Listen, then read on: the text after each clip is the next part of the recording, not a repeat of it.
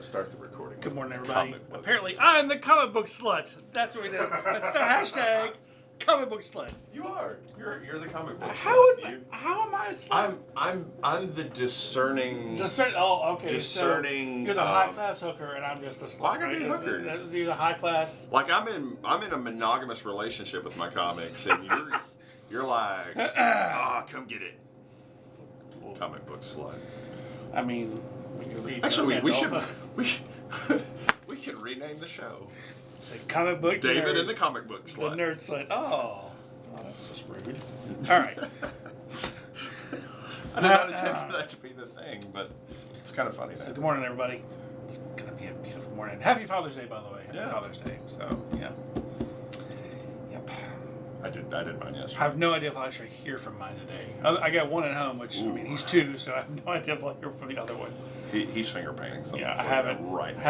You know, there's no phone call from the big one, the 22-year-old. So it's gonna be fun. So anyway, we can record. Hey Jacob, if you're out there, buddy, call your dad. Lord, I've actually spoken to him in 3 months, just texting. Yeah. Oh well. He has a busy life. He's 20 years, almost 22 years old. He's got things to do. I get it. Let's boot the podcast. This is getting. I was happier with comic book slut. All of a sudden now it's emotional. You got 4 that time. I don't know what I got 4 is. Like 4. 3 is. I felt like 3 pads. No, it was 4. Okay, all right. I felt like 3. You didn't feel the last one. See, you are a comic book slut. Yeah. Yep. Life. Don't talk to me about life. Marvin, the paranoid android. Yeah. Marvin the paranoid? Why is he paranoid? Because he's been smoking a lot of hashish. Really? Yeah. Marvin the Martian? Yeah. No, Is not this Marvin something the new? Martian. Marvin from the robot from. Oh, the Hitchhiker's giant. Guide. Oh, God. Okay, gotcha. I'm like, Marvin the Martian? What did you really quote the movie Marvin? No, but I thought He doesn't have a giant head. In Hitchhiker's Guide to the Galaxy, yes, he's got a giant. Only in the dumbass movie. I thought it was in the book too. No. Oh wow, it's been a long time since I read the book. We're recording this whole thing, aren't we? No, we're recording it there. We're not recording it here. Good. Saving our podcasting Right. So listeners. let's move this on. on. This is good YouTube. Let's move this. Yeah, this is good for YouTube. Good so they can make fun of us all the time. They should. I can see the you're a comments. comic book What the slut. hell That's is going to be wrong with these 2 idiots? Yeah. That's going to be like hashtag Let's Talk Comics. Hell no. Hashtag comic book slut. Let's talk comics. Yeah. No. Yes. No. No. Definitely. Oh, no. Absolutely. No. That is the best hashtag ever. No. Only if you can do it in an Australian accent this time. When we go to record. I don't think we're gonna do that. I want the dude Accents from, are weird. I want the dude from Aussie Man Reviews to come like voice over my part of the show. Yeah, because it's always. I thought about doing getting one of the people we've interviewed to do like and now presenting the Printed Panel Podcast. Well, but we would need to interview Mark Hamill because his intro as the Joker would be the most epic thing of all. You know how much money I would pay him just to do an intro? I'd have to really come awesome. Yeah. I'd have to get a special mark for that. Yeah. Because it is Mark Hamill, and he is It God. is Mark Hamill. All right, let's do the real podcast. Okay. They do. I'm gonna slap your hand if you reach for this to speak into. Where is the? We're not gonna do that because it affects the sound. Hi guys, I'm David. And I'm Garin. And we are the Print and Panel Podcast, and today we are doing our June 17th review episode. And That's true. Garen's walking away, and But I'm the first thing we're gonna bloody confused. Oh, he's going to unplug the soda machine that gives us that fine white noise background. How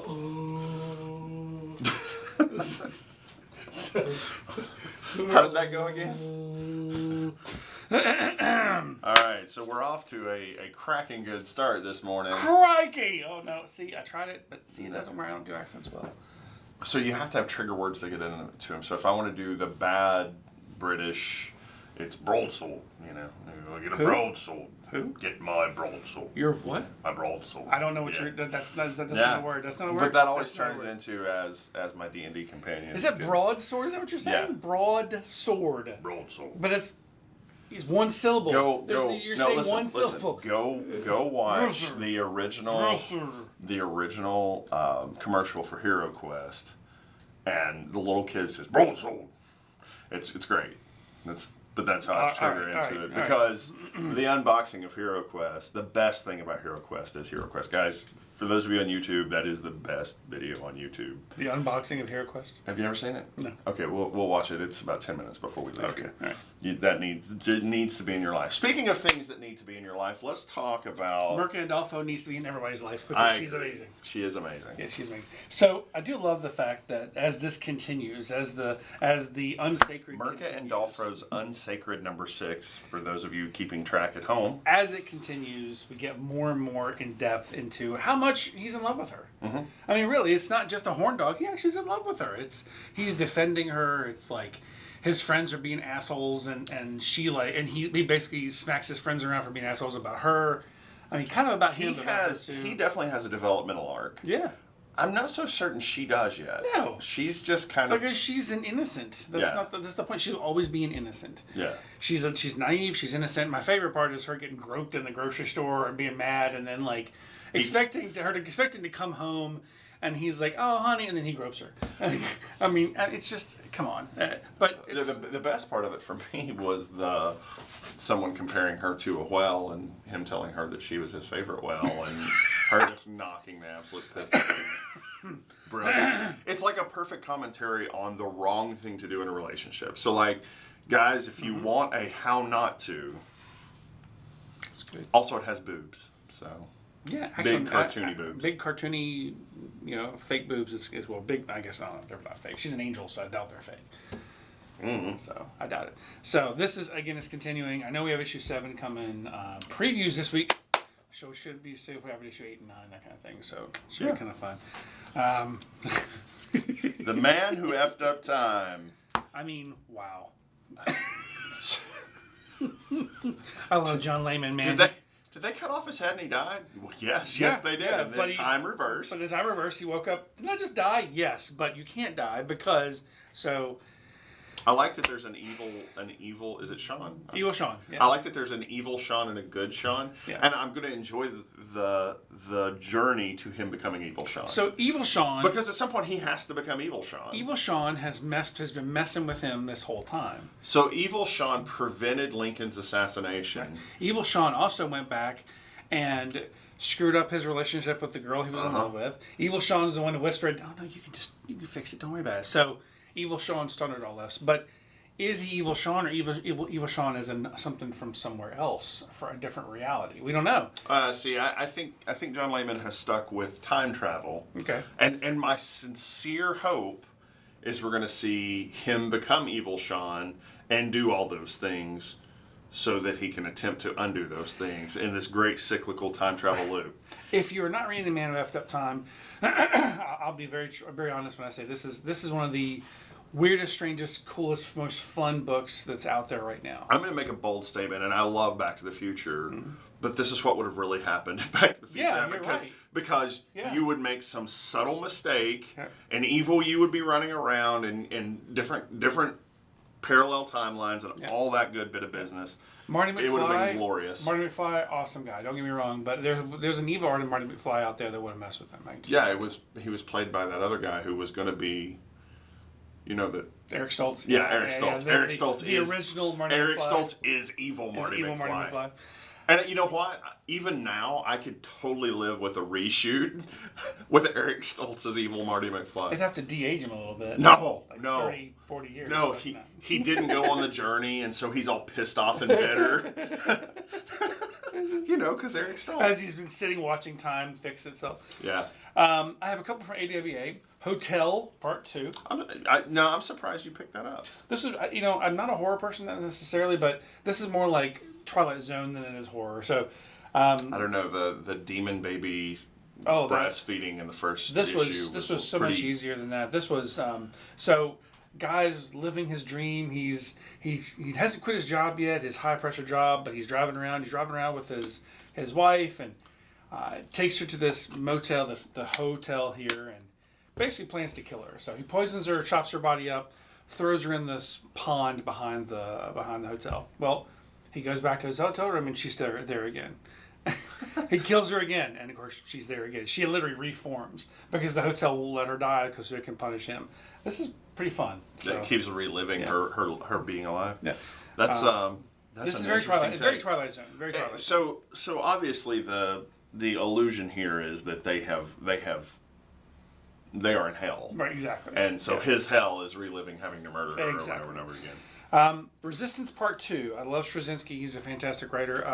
One thing that's interesting about this is when you see the first one, you think, oh my God, it's about the pandemic. No, it's about the survivors of the pandemic. So there's 400 million people that have died across the planet because of this strain of this flu. I expect my superpowers any day now. 20 million people survived of the 400 million that were infected. What's interesting is about half of those have some sort of superpower. Most don't know it. The ones who do have banded together because the governments of the world are like, nah, we're not going to have this crap. We're not going to have these superheroes. We're not going to have these superpowers. We're going to take them down. Well, they form together and they kind of join together, whether they're Russian or Brazilian.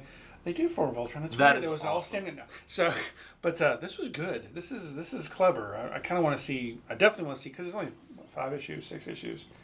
6 issues. So I definitely want to. Good catch. Definitely gonna want to see where this goes. This was excellent. Definitely. Definitely see. So then we have. So I didn't plan on picking this up because it wasn't solicited. It was not solicited. This was completely. Nope. So this is Wynd #1 by James Tynan and Michael. That's up to you. Delanus. Dianus. Yeah. Sure. Whatever. Did you say something about anus? No, I didn't. That's what I heard. Dalianus? Okay. Anyway, whatever. All right. So this dude, yeah. So Wynd, very thick comic. Like there's a lot there. I guess this was originally going to be a graphic novel, and they broke it up into 3 pieces. Yeah. It was fun. My 4-year-old, very frequently I'm reading, Thursday evening, Friday, Saturday, and we're hanging out, and she's watching a show or reading her own book or drawing, and she saw me reading Wynd, and the art caught her. I watched it happen. She was like, "Ooh, what's that?" This clearly is a. You can see where it may have been aimed as a YA book. Yeah, young adult. But it's kind of not at the same time because so essentially this is a land where there's no magic allowed. There's no fairies, no elves, Pipe down, man. What? Pipe down. Pipe down, exactly. So, what's happened is there's still a few that sneak in, and now there's the bandaged man, who basically is a magic hunter, has come back to the land to come cleanse it. So there are wild magic creatures that are born to quote unquote normal humans. Right. And Wynd is one of those. That's why he has the pointy ears. And you see at the very beginning, Wynd has a nightmare where he's transformed into some dragon type of thing beast who's going to eat his own sister. Yeah.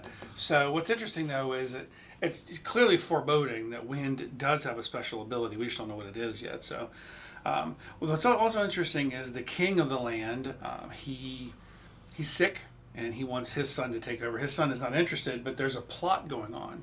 It's a plot going on to kill or kidnap and then kill the prince. The gardener's son is way too fit. Yeah, the gardener's son is. And Wynd is into the gardener's son.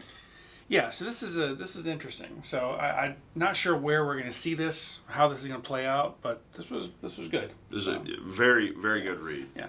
So not typical Tynan either. I mean, no, Tynan is a little more horror-y, a little more, kind of suspense in your face. This is lighter. He had a lighthearted story in him that came out here, and it may take a dark turn with the bandaged man and the really wimpy prince. And so, Tynan, I did Facebook friend you, so just remember that. Hit approve. So just saying.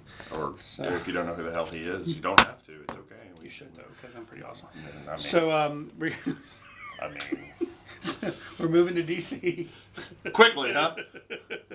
So, death metal. Dark Knight's death metal, yes. Do that again. Dark Knight's death metal. So, if you have not read the original metal, or my favorite is, if you didn't read Justice League and The Bat Who Laughs and Hell Arisen, you're behind. You're behind, and you're going to be confused. I'm just saying. And you need to listen to our metal catch up breakdowns on those, so that and honestly, it talks about crisis energy, and it talks about quite a few things. By the way, there were 5 covers for this bad boy. I just picked one. David got the Capullo, and I got the black and white too. That's pretty awesome. It's just this cover without the metallic. It's beautiful. It's a beautiful cover, but Capullo is amazing. So, yes. It's funny that we chose to do a DC continuity catch-up, and we did a little bit of Marvel, but we mostly have done DC. Later today, we're going to record the metal, How Did We Get Here?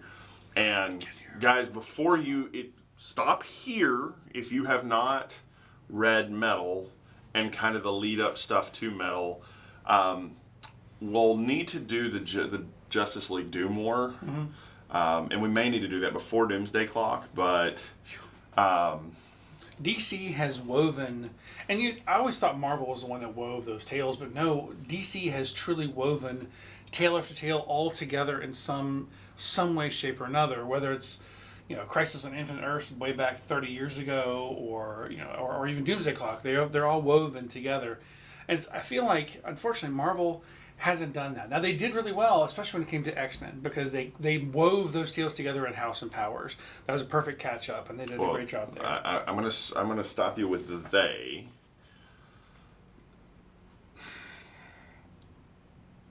DC had an architect in the form of Jeff Johns. Right. And Jeff Johns gave Snyder the Bat Family to plant seeds in the New 52. Right. By the way, we talk about that in the How Did We Get It? Quite a few times, yes.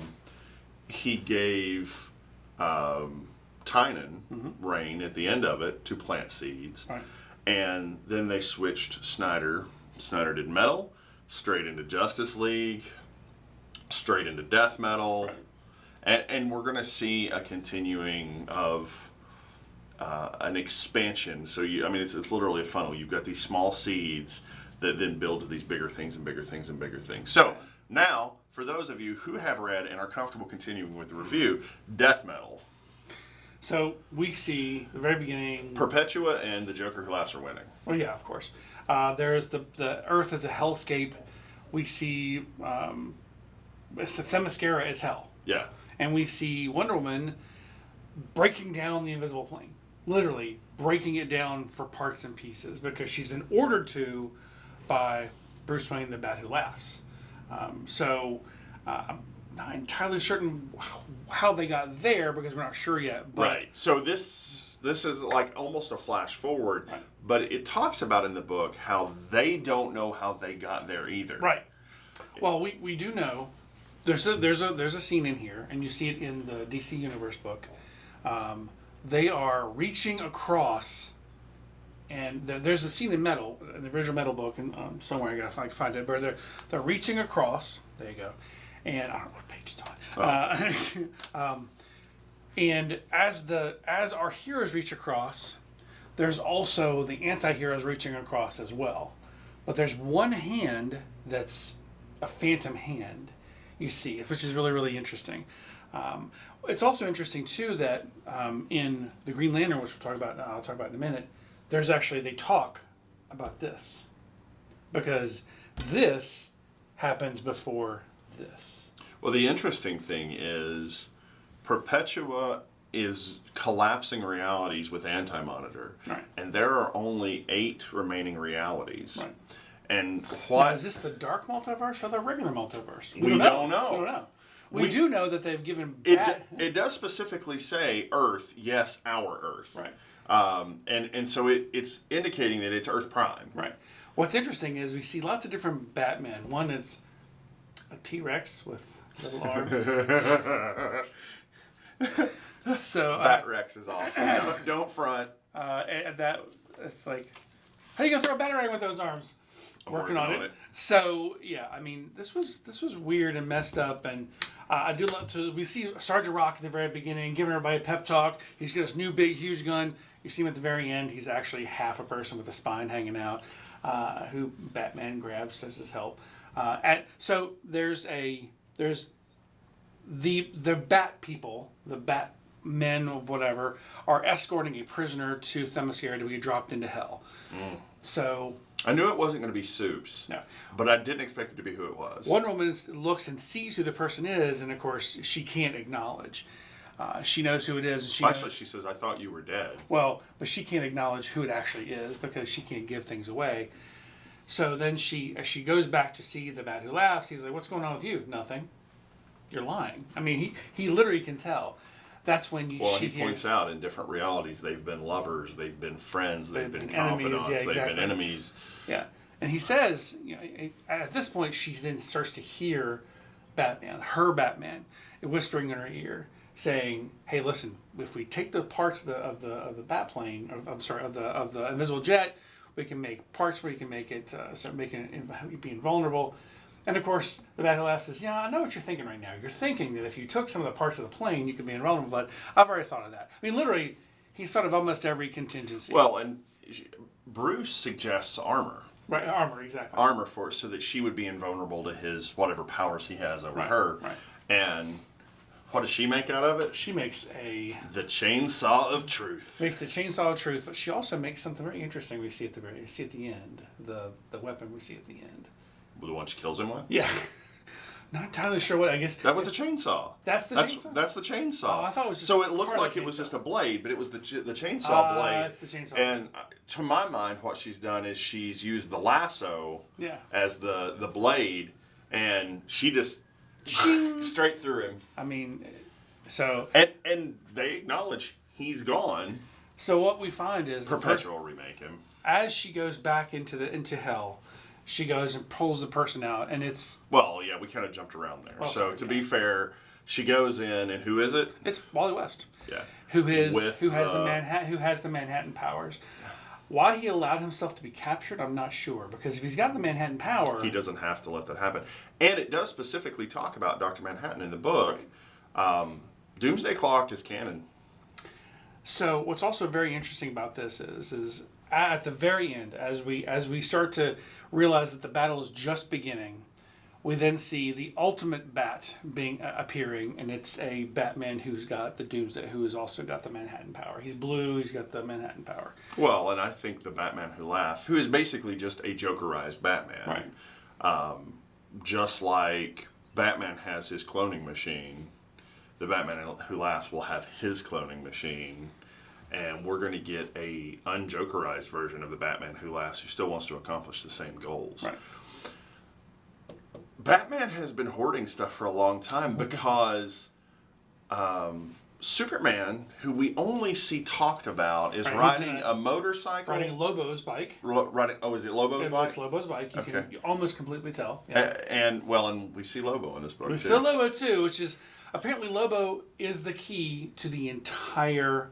run of death metal. That's the big thing. So they said, well, he's the key to everything. So we don't know what the key's going to be. We don't know if he's working for... Is it going to be like Deceased, where everybody else is going to be subsumed by the anti-life equation, and he's immune to it? Who is the main man working for? That's the question. Batman. Is it, well, which Batman? I was just going to leave it at Batman. My guess is through continuity, he still owes the Batman a lot. Yeah. Because the Batman has saved him and gave him information about the Dolphins a long time ago. That was back in Justice League of America. That was the big key. He worked with him because he got the information he needed. So, anyway. So now we have some of the players back in place. We still haven't seen Superman, what he's doing. We know he's there. We know he has, for some reason, lost an arm. He's using Darkseid's arm. Because the anti-life equation is depowering him. Right. So we're not entirely sure what's going to happen, but we do know there's much more to this story. So keep listening because death metal is going to be amazing. Guys, if you're going to be into death metal, and I think this is a really cool one to be into, read every issue twice. Read it, put it down. Think about it for 15 minutes. No. Read it, put it down, go do something, get away from it, come back later that night or the next day and read it again. because there's so much information packed into these panels. It's Yeah, you're easy gonna to miss things. miss anything. So we have then Green Lantern. I don't. All right, guys. So I said I was done. Now I still love Grant Morrison, but the was too much for me. So, so we see the very beginning. We see Hal and we see Barry. We've been friends for years and years, and so Barry, of course, is late.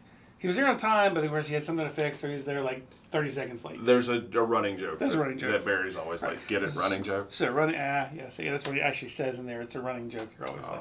So I'm getting connected to the hyperspace. So they meet Hal Jordan meets this woman who he's known from the past. She basically is the owner of a toy company, and they create these new toys that for some reason are coming to life. And this mirror appears, which they couldn't figure out what it is. Well, the mirror is actually a portal to another reality.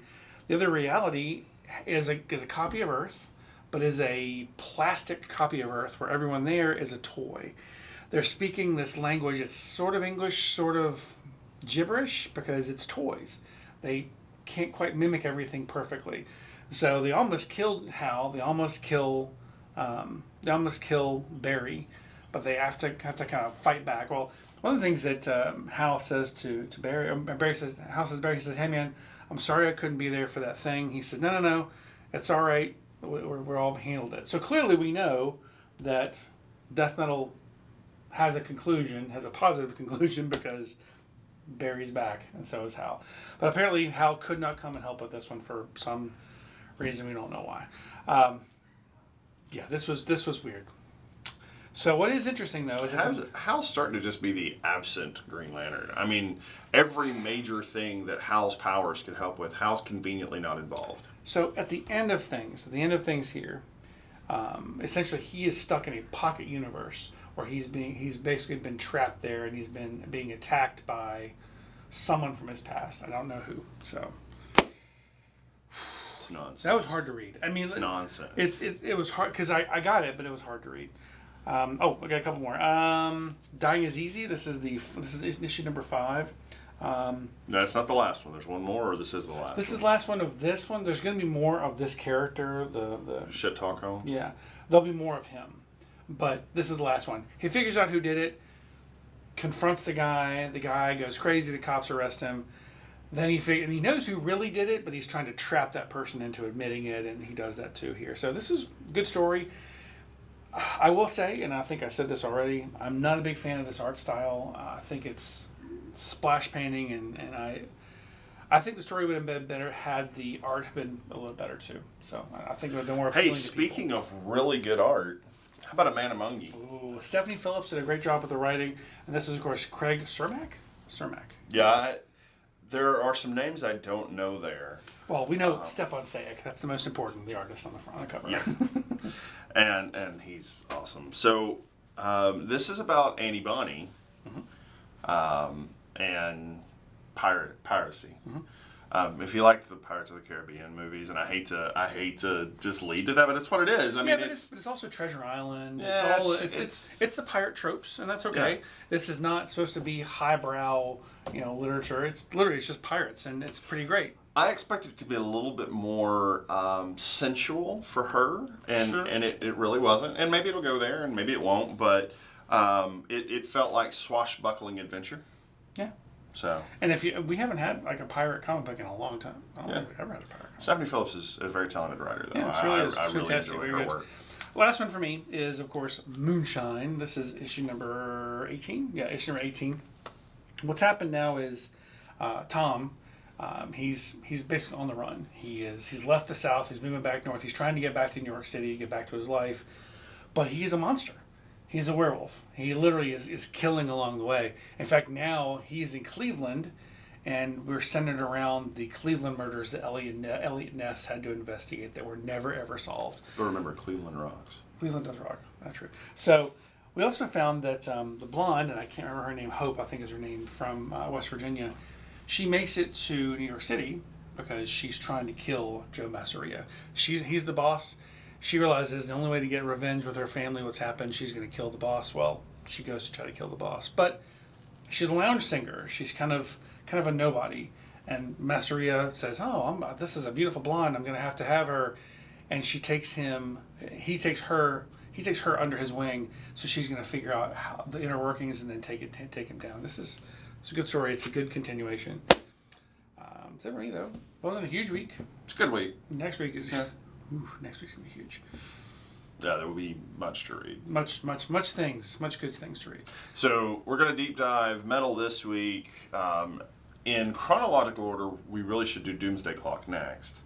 But it may be based on the weight of the week. It may be week after next before we get to it. Yeah, Doomsday Clock probably, we'll see. We'll see how that goes. Because next week is going to be previews, so it's going to be a big week. So. Big week, lots of recording time. So, hey, all the guys out there, whoever you are, happy Father's Day. This has been it's always a good day to... And for those of you filling in for absentee fathers, happy Father's Day to you as well. Good point.